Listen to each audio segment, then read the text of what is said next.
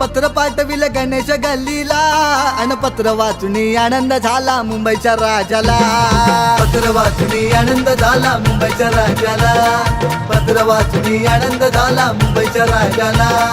अनेक रूपे घेऊन येतो माझा गणराया, कधी विष्णू श्री कृष्ण माझा शिवशंकर भोळा. शिवशंकर भोळा शिवशंकर भोळा शिवशंकर भोळा शिवशंकर